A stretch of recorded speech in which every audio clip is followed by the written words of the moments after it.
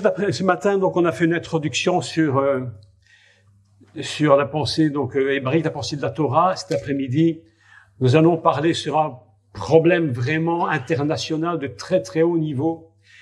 C'est ce qu'on appelle donc le conflit israélo-palestinien.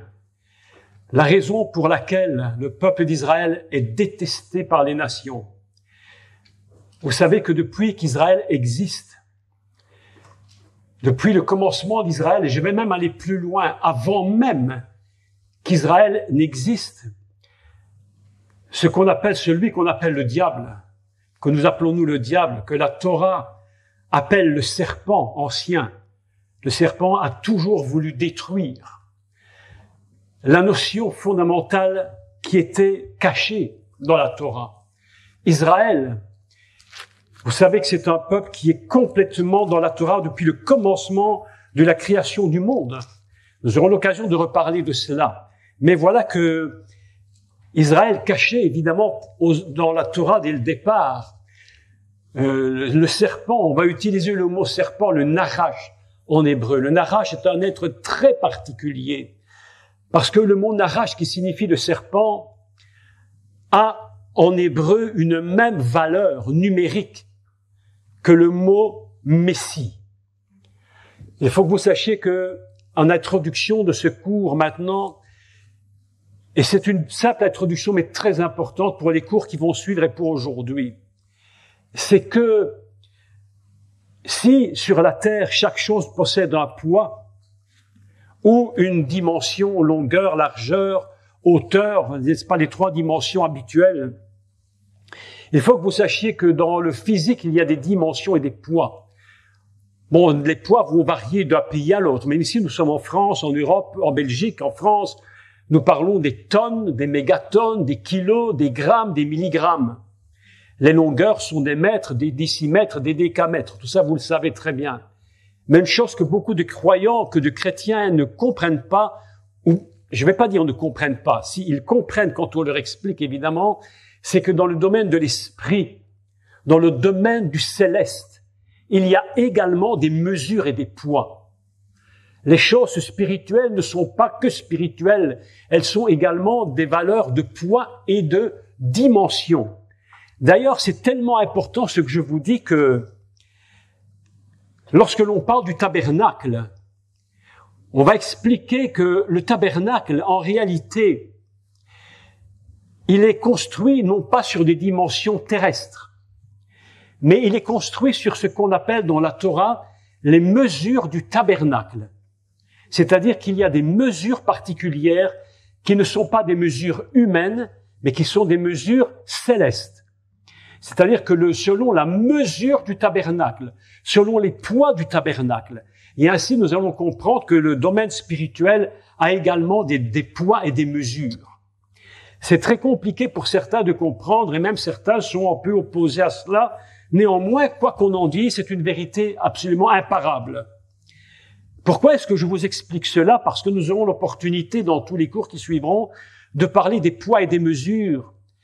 Si par exemple, je prends une balance, et on va prendre une balance ancienne, n'est-ce pas? Les anciennes balances avec 2 plateaux et une aiguille. Si je prends une balance avec 2 plateaux, d'un côté d'un plateau, je peux mettre 1 kilo. Et si je veux que l'aiguille soit bien au milieu, il faut que de l'autre côté, je mette aussi 1 kilo. Si je mets 1,5 kg, l'aiguille ne sera pas au milieu. Il faut que l'aiguille soit au centre. Donc, il faut des poids équivalents. C'est absurde. D'ailleurs, la Bible nous enseigne, je crois que c'est dans le livre des Proverbes, que Dieu n'aime pas les fausses balances. Vous connaissez ce texte? Dieu n'aime pas les fausses balances. C'est-à-dire que quelqu'un, si vous allez acheter 1 kilo de beefsteak chez le boucher, et qu'il a trompé sa balance, vous savez, il y a de ces gens qui font des fausses balances, ils bougent un peu le bouton pour que l'aiguille soit au milieu, alors qu'en fait, il vous manque 10 grammes ou 5 grammes. Mais quand vous avez fait 100 fois 10 grammes, il a gagné 1 kilo. Oui ou non? Eh oui! Et ainsi, on appelle ça des fausses balances. Et Dieu dit, je n'aime pas les fausses balances. C'est-à-dire que nous devons toujours lorsque nous parlons de Dieu, il faut toujours qu'il y ait des équilibres. Mais parfois, les équilibres sont très surprenants concernant la Torah. Pourquoi? Parce que le mot narash, c'est-à-dire le mot serpent, a une valeur identique, écoutez bien, c'est absolument incroyable, une valeur identique au mot Mashiach, le Messie. Et pour quelle raison y a-t-il une valeur identique alors qu'ils sont complètement opposés? Mais tout simplement parce que la Torah nous enseigne que le serpent veut toujours se faire passer pour le Messie. Le but du serpent, c'est pas de dire « Regardez-moi, je suis le diable ». Le but du serpent, c'est de dire « Regardez-moi, je suis le Messie ». C'est moi qui viens vous sauver. C'est moi qui vous dis comment avoir la vie. C'est moi qui vous explique comment on peut être sauvé. Et le serpent, le Narash, va aller voir la femme dans le jardin d'Éden. Il va aller voir Isha et il va lui parler de telle manière que la femme va être subjuguée. Elle va regarder l'arbre de la connaissance du bien et du mal. Et elle va être subjuguée par cet arbre. Et la Torah nous enseigne qu'en regardant cet arbre, Isha, je n'ai pas dit Ève. Oubliez pour l'instant le mot de Adam et Ève. On oublie ça pour l'instant. Ève, elle va venir plus tard. C'est la même personne qui va changer d'appellation. Mais la première fois, elle s'appelle Isha. Et le serpent ne vient pas voir Ève. Il vient voir Isha. Et il lui fait tourner la tête. Comme la chanson d'Edith Piaf, tu me fais tourner la tête. Mais c'était pas Edith Piaf, lui. Lui, c'était le Narash. Et le Narash avait tellement montré à Isha ces qualités de l'arbre que la Bible nous enseigne qu'il était beau à voir, il était bon à manger. Et écoutez-moi bien la suite, parce que la suite est très intéressante. Le serpent ne lui a pas dit « Je te donne du fruit » et il ne l'a pas pris et lui a donné. Jamais le serpent ne s'engage. Le serpent ne s'engage jamais sur la parole qu'il donne. Il se désengage de la parole. Complètement, il se désengage. Et la femme, voyant que l'arbre était bon à manger, la Bible nous enseigne qu'elle prit elle-même de son fruit, elle en donna à son mari et ils en mangent. Je vais vous dire une vérité pour commencer. Premièrement, le diable n'a pas de parole. Et la parole qu'il a est un mensonge. Et lorsqu'il te dit fais quelque chose, lui, il se désengage. Dieu, par contre, ne se désengage jamais de sa parole. La Bible nous enseigne que sa parole a été éprouvée 77 fois. Cette fois, ça veut dire non-stop et jamais elle n'a été trouvée en défaut. Le diable Dieu ne se désengage jamais de sa parole. Par contre, le serpent, lui, se désengage. Il dit fais-le, mais moi je me désengage. Je ne suis pas responsable. Je ne suis pas responsable. Jette-toi du haut du temple, dit le diable à Jésus. Il n'a pas dit je te pousse. Il a dit jette-toi toi-même, ose le faire. Et le Messie lui a répondu, il est aussi écrit, tu ne tenteras pas l'Éternel ton Dieu. Ça, c'est le diable. Et voilà que nous apprenons une chose incroyable, c'est que la valeur du mot Narash et du mot Mashiach est la même valeur numérique. Et si nous ne faisons pas attention, nous allons tomber dans le piège où le serpent dit, c'est moi le Messie. Et aujourd'hui, ce qui se passe, ou plutôt depuis déjà des générations, et j'allais dire des milliers d'années, le serpent s'est toujours désengagé, et le but du serpent, c'est de détruire Israël, de détruire la source même d'Israël, qui déjà se trouve dans le Gan Éden, dans le jardin d'Éden, et de détruire, de mettre la mort, de faire entrer la mort. Donc aujourd'hui, le cours d'aujourd'hui, c'est pourquoi le monde entier est-il complètement en rage? Pourquoi le monde déteste-t-il Israël? À quel niveau il le déteste? Pour quelle raison? Si vous discutez, je l'ai dit ce matin, mais si vous discutez avec des journalistes, avec des politiciens, et lorsque vous parlez d'Israël, de quoi vous parle-t-il? Il parle de politique. Et lorsque nous parlons de politique d'Israël, eh bien, mes amis, il y a un grand problème qui se pose, c'est que nous ne parlons pas du même Israël. Et nous ne pouvons plus nous comprendre les uns avec les autres. Vous voyez, Lorsque tu vas voir lorsque un journaliste te parle d'Israël, il va toujours t'expliquer le méchant Israël qui envahit les Palestiniens, qui ont volé Israël, qui ne leur appartient pas, et patati et patata, et on en rajoute et on en rajoute. Alors qu'en réalité, la parole de Dieu nous enseigne clairement que Israël était j'allais dire, l'héritage. Et quand je dis l'héritage, je vais mettre une parenthèse autour, bien que ce soit vrai, l'héritage d'une terre.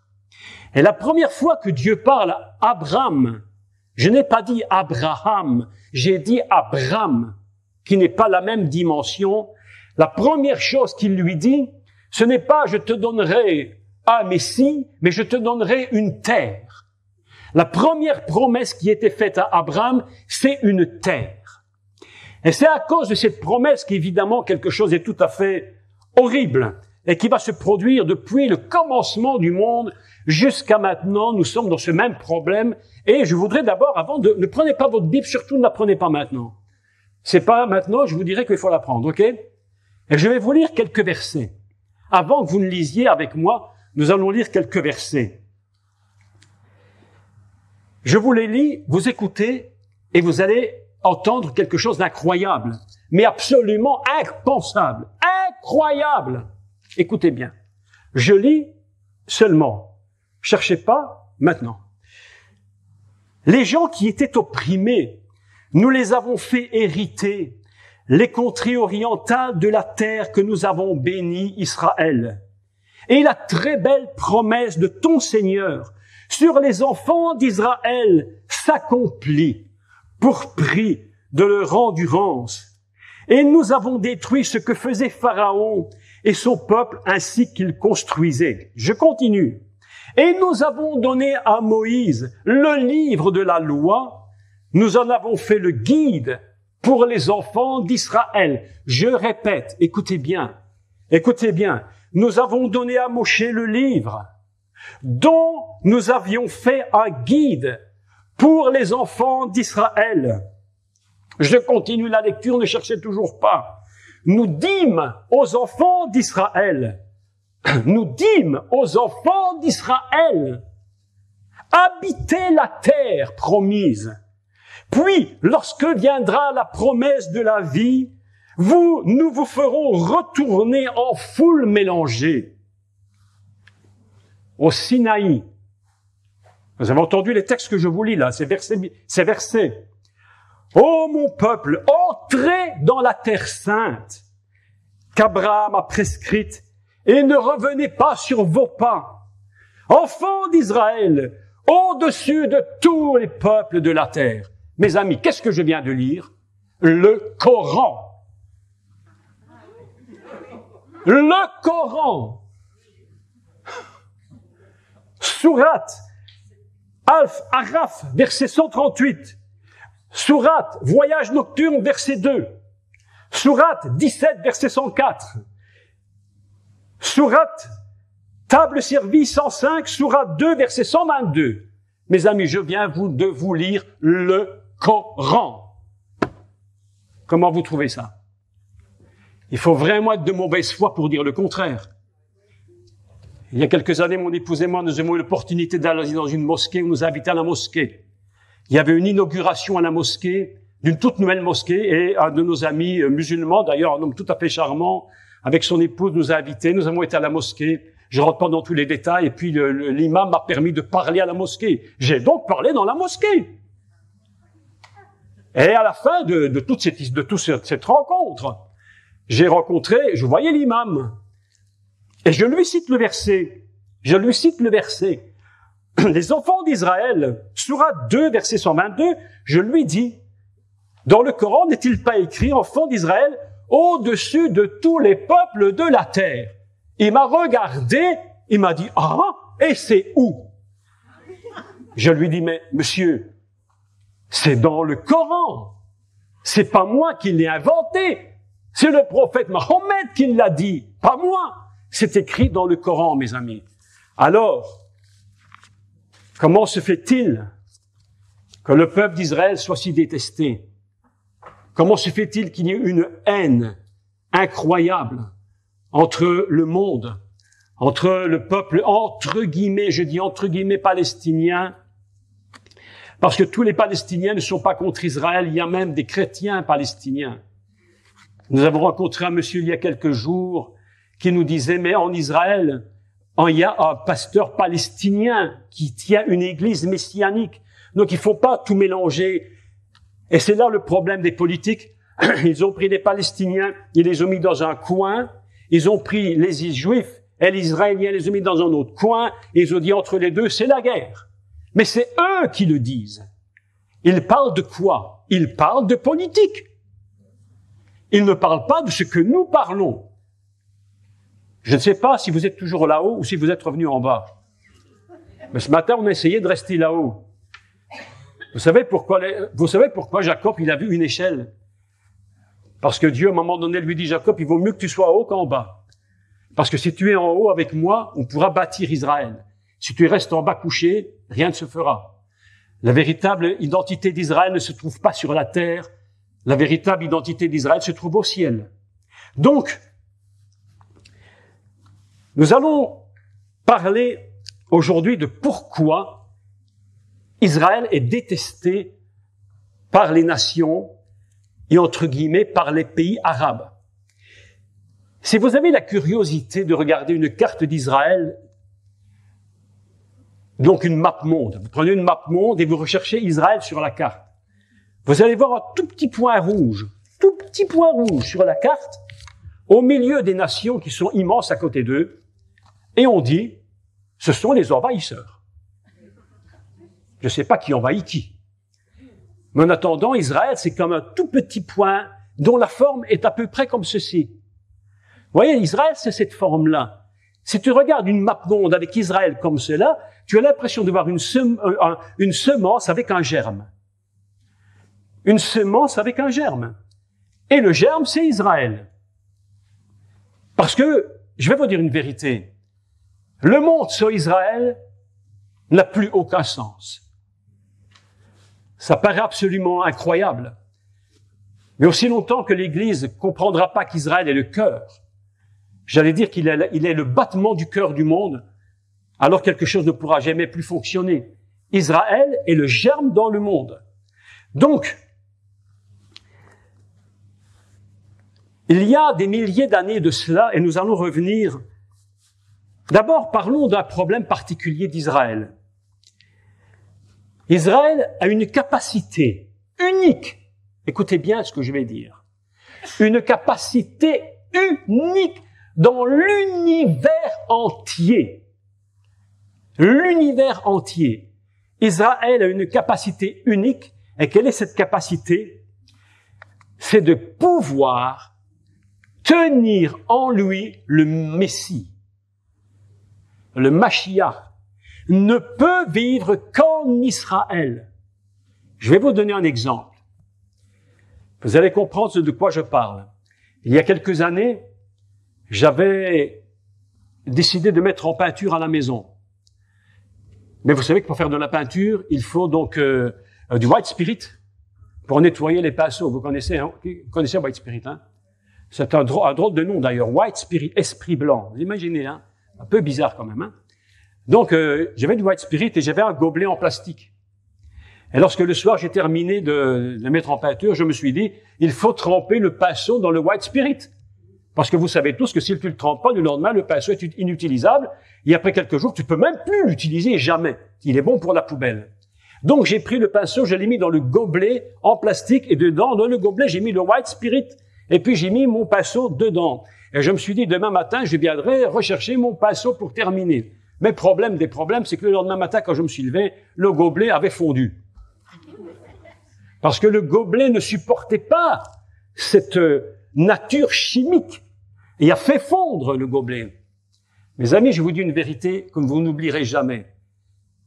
Israël est le seul réceptacle capable de contenir le Messie. Si tu avais un autre réceptacle qui contienne le Messie, à l'instant même, le réceptacle se détruit. Un monsieur coréen, dans une secte en Corée, une secte coréenne, croit que le Messie va revenir en Corée du Sud. Tellement il est certain qu'il va revenir en Corée du Sud, qu'il a fait construire des bâtiments, etc. En Iran, Mahmoud Ahmadinejad, l'ancien président iranien, a fait construire une immense allée. Et quand on lui a demandé pourquoi tu fais cette grande allée, le président Mahmoud Ahmadinejad a répondu, simplement parce que quand le Messie va revenir, c'est en Iran qu'il va revenir. C'est en Iran. Donc automatiquement, s'il revient en Iran, il faut lui faire de la place.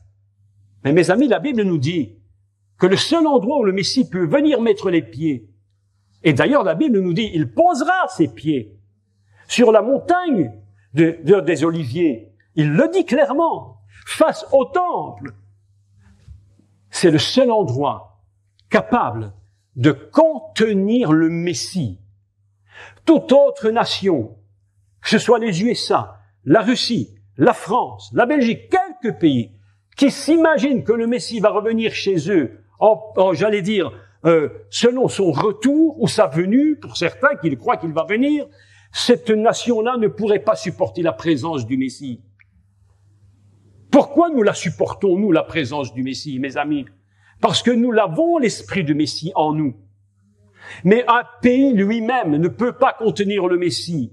Le seul pays qui contient le Messie, c'est Israël. Il n'y en aura jamais un autre. C'est pourquoi Dieu a bâti, il a créé Israël dans son ciel et il l'a sorti de la terre. Parce que c'est le seul réceptacle qui est possible pour Israël. Et pourquoi faut-il Israël, mes amis? Pour trois raisons. Trois raisons pour lesquelles il faut absolument Israël.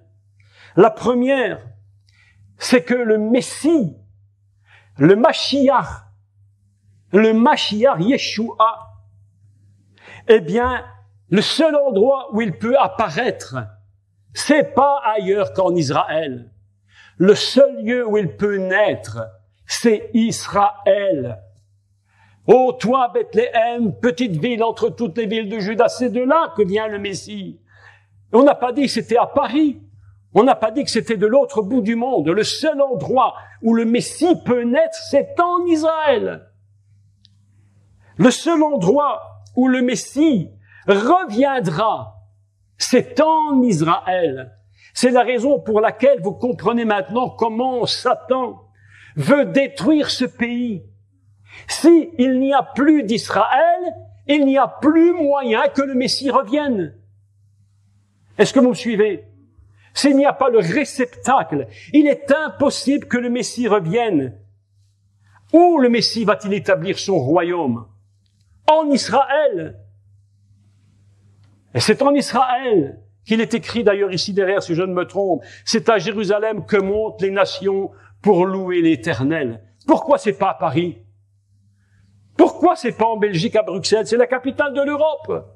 Parce que le seul moyen et le seul réceptacle capable de contenir le Messie, c'est Israël, c'est Jérusalem.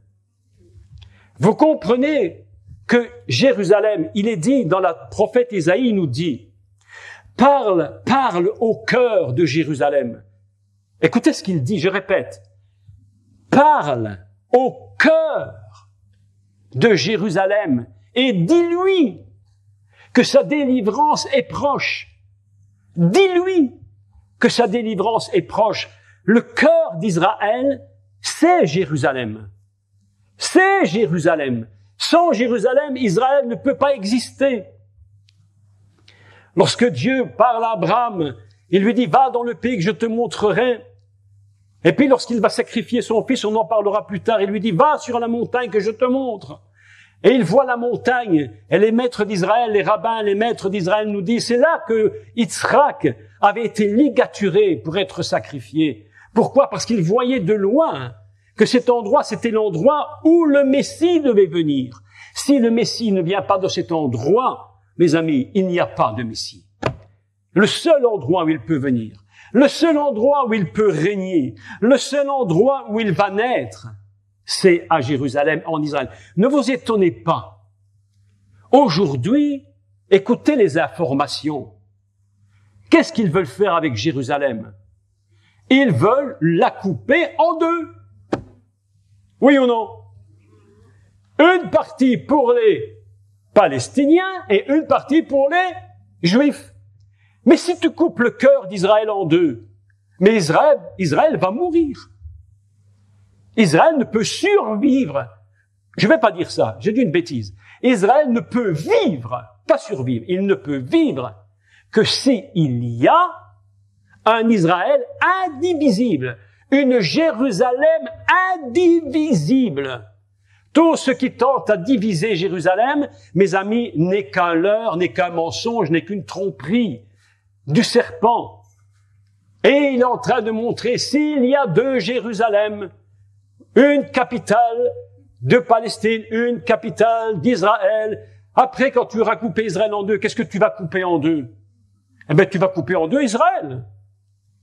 Et si tu coupes Israël en deux, qu'est-ce qui se produit? Le réceptacle est détruit. Et si le réceptacle se détruit, le Messie ne pourra pas revenir. Ainsi, nous comprenons une première chose, une chose fondamentale. Pourquoi les nations veulent-elles détruire Israël et Jérusalem? Mes amis, c'est pas pour des raisons politiques. Ça n'a rien à voir. Nous ne parlons pas de politique du tout. Nous parlons d'une destruction du réceptacle pour empêcher le Messie de venir.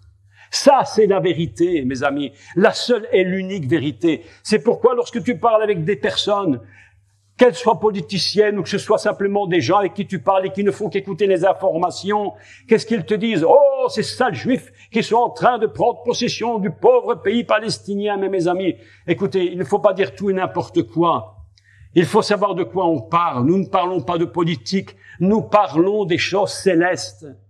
Israël ne peut pas être considéré par nous, aujourd'hui après-midi, au niveau terrestre, mais uniquement au niveau céleste. Il y a un Israël que Dieu ne veut pas qu'on détruise, parce que c'est le seul endroit où le Messie reviendra. Et sans Israël, dans sa totalité indivisible, le Messie ne pourra pas revenir. Ainsi, nous allons maintenant parler de quelque chose de terrible, terrible, terrible. Alors, si vous avez de quoi bien écrire et bien écouter, ouvrez grand vos oreilles. Le peuple d'Israël, fondamentalement, je vais vous dire une chose très surprenante. Écoutez, c'est très surprenant, mais c'est une parenthèse que j'expliquerai un peu plus tard. Actuellement, l'Israël que l'on connaît, même l'Israël qui a toujours existé, est un Israël très particulier. C'est un Israël qui fonctionne dans la force de Jacob. Israël, vous avez remarqué que il est parlé d'Israël en disant « Ton nom ne sera plus Jacob, Yaakov. Ton nom ne sera plus Yaakov, mais ton nom sera Israël. » Est-ce que vous connaissez ce texte? Oui? Ok. Je vais vous faire remarquer que le texte hébraïque parle au futur, pas au présent, parle au futur. Ton nom sera. Et pour preuve de ce que je dis, c'est une parenthèse que je fais, lorsque tu lis le passage où Dieu dit à Yaakov, ton nom ne sera plus Jacob, mais ton nom sera Israël, vous allez vous rendre compte qu'au verset suivant, ou quelques versets suivants, il est écrit « Et Dieu parla à Jacob ». Mais si tu l'appelles Israël, pourquoi tu continues de l'appeler Jacob? Explique-moi. Tu dis ton nom sera Israël et tu l'appelles toujours Jacob. Qu'est-ce qui se passe? Et de temps à autre, vous remarquez, souvent même dans la Torah, dans la Bible, qu'il est marqué les enfants d'Israël, les fils de Jacob, la maison d'Israël, et puis les fils de Jacob. Les deux sont tout le temps collés l'un à l'autre. Mais pourquoi? Mes amis, une chose est vraie. Vous en parlerez bien en détail dans les jours qui viennent. L'Israël de Dieu, selon le plan de Dieu, va seulement naître, bientôt il va naître en tant qu'Israël, dans la force fondamentale que Dieu veut pour lui. Aujourd'hui, Israël, il vit dans la force de Jacob. C'est-à-dire, il faut que je prenne par la force. Il faut que j'aille par la force. Aujourd'hui, regardez Israël, il prend les territoires, il les rend, il les reprend, il les rend, fait des arrangements, et puis ceci, et puis cela. En réalité, il est en train d'essayer de sauver, passez-moi l'expression, il est en train d'essayer de sauver sa peau. Jacob est en train de sauver sa peau comme il peut. Mais un jour viendra, mes amis, je vous dis une vérité. Le jour vient bientôt où Jacob va mourir et Israël va naître définitivement pour l'éternité. Et ce sera un de mes cours prochains. Mais que se passe-t-il donc? Revenons un peu au début de la Torah. Le commencement d'Israël commence très tôt d'une façon extrêmement cachée. Mais reprenons parmi les personnages les 4 grands patriarches. Je les cite simplement et j'enchaîne. Nous avons donc les pères, qu'on va appeler le père fondamental Abraham, celui qu'on appelle Abraham Avinu, Abraham notre père. D'accord?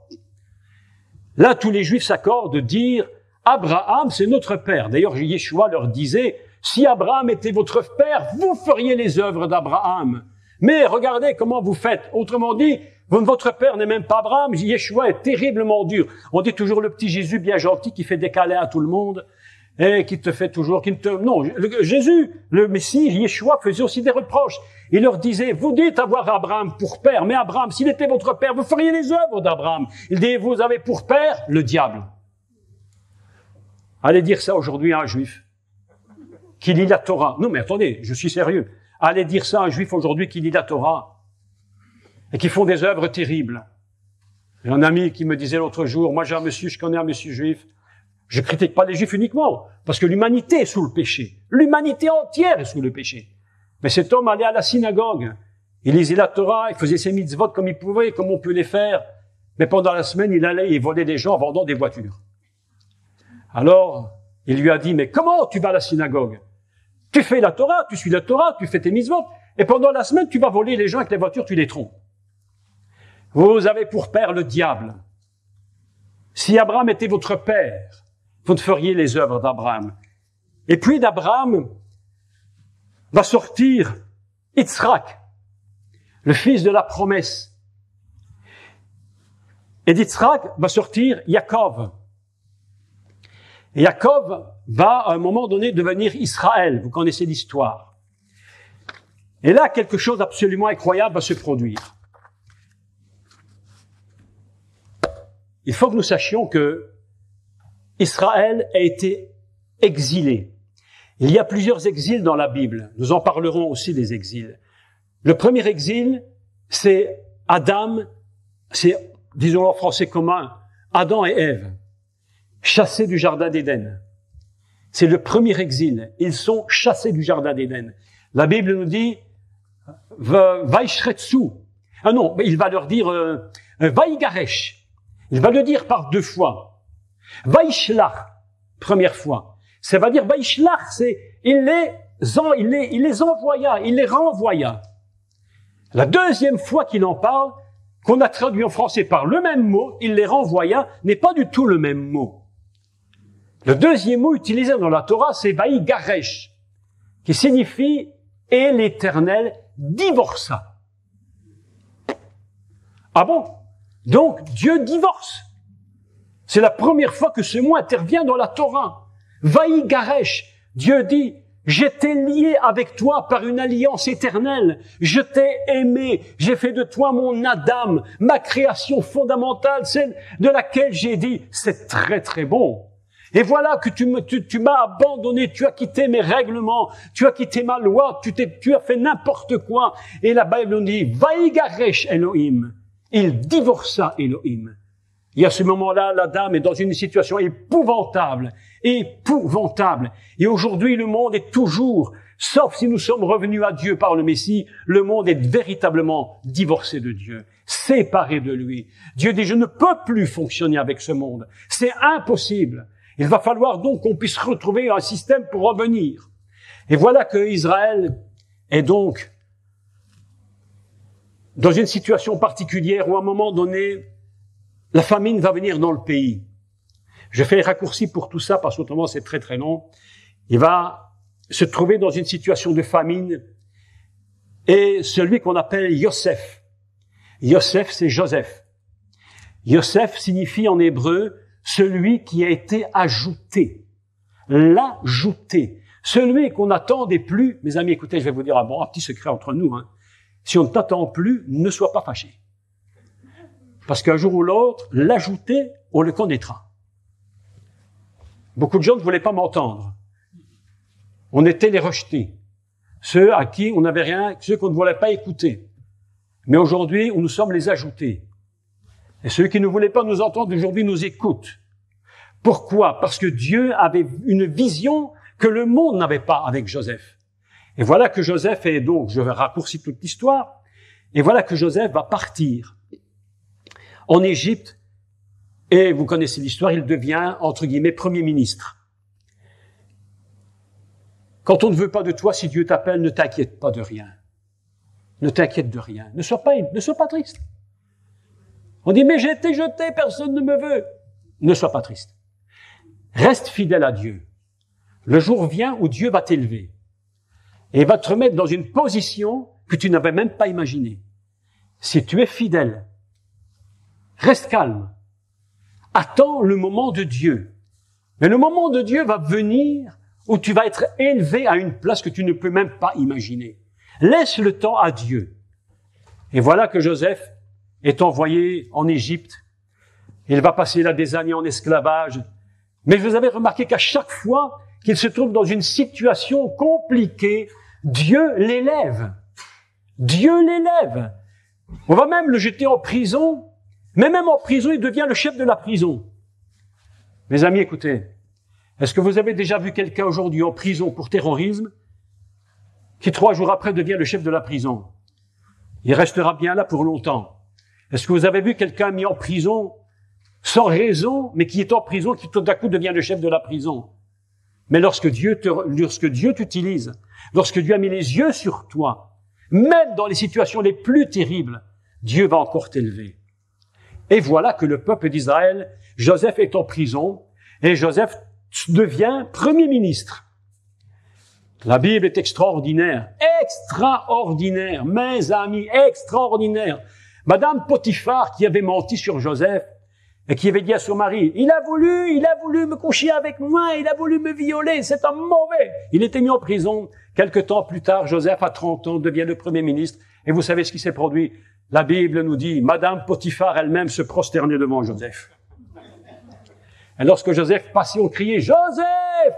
Et le pharaon avait dit, lorsque vous entendrez parler de Joseph, tout le monde se prosternera devant lui. Mes amis, tout l'Égypte se prosternait devant Joseph. Même Madame Potiphar.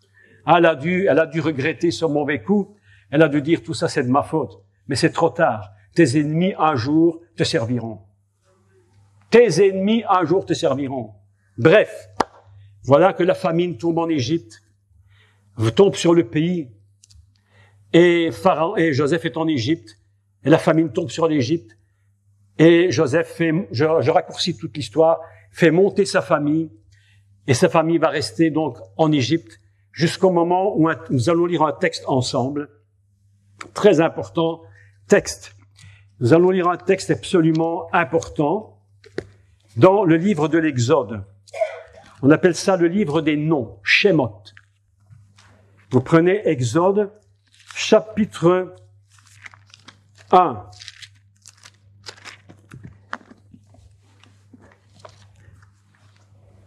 Exode, chapitre 1, verset 7. Exode 1, chapitre 7, et c'est ici que je vais commencer mon cours. Parce que tout ce que j'ai dit est une introduction pour expliquer maintenant de quoi il s'agit. Shemot, écoutez bien, c'est important. Je vous ai pas dit Exode. J'ai dit Shemot. Le nom du livre pour les Juifs, ce n'est pas l'Exode, mais c'est les noms. D'accord? C'est, en hébreu, je vous l'ai dit ce matin, un nom n'est pas un prénom. Un nom, c'est quoi? Un nom, c'est toute la nature d'une personne. Si je te dis, moi je m'appelle Jacques Collin, il y a quelques années, lorsque j'habitais Bruxelles, je devais porter quelques partitions de musique à une collègue. Et j'arrive chez elle, dans un immeuble où elle habitait, et il y avait toute une série de boîtes aux lettres. Et juste en dessous du nom de cette dame où j'allais porter de la musique, je vois un nom en dessous sur la sonnette, sur la boîte aux lettres. Vous savez ce qui est écrit dessus? Jacques Collin. Oh. Je me dis, comment est-ce possible? Quelqu'un qui porte le même nom que moi. Et c'est pas moi. Donc vous voyez bien qu'un nom n'est pas ta personne. Un nom, c'est autre chose qu'un prénom. Qu'est-ce que c'est un nom? Selon la Bible. Un nom, ce n'est pas un prénom ni un nom de famille. Le nom, selon la pensée biblique de la Torah, c'est la nature profonde de ce que tu es. C'est toute la nature que tu es. Je dis, je m'appelle Jacques Collant, de mon métier, je suis musicien, mais supposez que l'autre aussi soit musicien. Ben, ça ne dit toujours rien. J'habite telle rue, et le monsieur aussi habite telle rue. Ça ne nous dit toujours rien. Donc, qu'est-ce que c'est qu'une véritable? Qu'est-ce que c'est que le nom? Pour la pensée hébraïque, c'est la nature profonde de tout ton être. Tout ton être entier. C'est cela qu'on appelle le nom. Quand je dis le nom de Yeshua, quand on dit qu'on impose les mains au nom de Yeshua, nous n'imposons pas les mains au prénom de Jésus. Ce n'est pas son prénom. C'est la nature même du Messie. C'est toute sa nature divine, terrestre, spirituelle, tout ce qu'il est. C'est ça le nom du Messie. Lorsqu'on ne baptise quelqu'un dans le nom de Jésus, beaucoup d'églises baptisent les gens dans le prénom de Jésus. Mais nous ne baptisons pas nous ne baptisons pas les chrétiens, les gens dans le prénom. Nous baptisons les gens dans la nature du Messie. Ce qui est tout à fait différent. Et ce livre de Shemot ne parle pas des prénoms. Il dit, voici les noms, voici l'essence profonde de tous ceux qui ont quitté le pays pour aller en Égypte, et de tous ceux qui ont quitté l'Égypte vers la terre de la promesse. Et nous lisons le texte ensemble. Nous lisons le texte ensemble dans Shemot, chapitre 1 et verset 1. Et ici va se trouver un grand secret, le grand secret de tout Israël et de l'histoire internationale d'Israël. C'est un texte prophétique. N'oubliez jamais, mes amis, n'oubliez jamais que toute la Bible et toute la Torah ici, cette Torah-là que vous voyez là, toute cette Torah n'est qu'une vaste prophétie. Si ceci n'est pas prophétique, mes amis, alors non, nous n'avons plus rien à faire ici. Écoutez le texte et commençons la lecture. Je vais vous la faire en français d'abord, puis je vais vous la faire en hébreu, pour que vous compreniez comment on lit en hébreu un texte. Et vous allez voir qu'une traduction erronée peut complètement troubler les choses. Je sais également que dans les nouvelles versions, ils ont adapté la traduction, parce qu'elle était vraiment erronée. Donc je vous lis l'ancienne version que j'ai d'habitude de lire. Je lis plus tellement en français, mais enfin je lis encore. Et nous allons commencer. Shemot, chapitre 1, verset 1. Voici les noms des fils d'Israël venus en Égypte. Écoutez bien. Le mot Égypte se dit Mitzraïm. Le mot Égypte, en réalité, n'existe pas. Ça n'existe pas. Mitzraïm vient de la racine tsor, qui signifie enfermement. L'enfermement complet.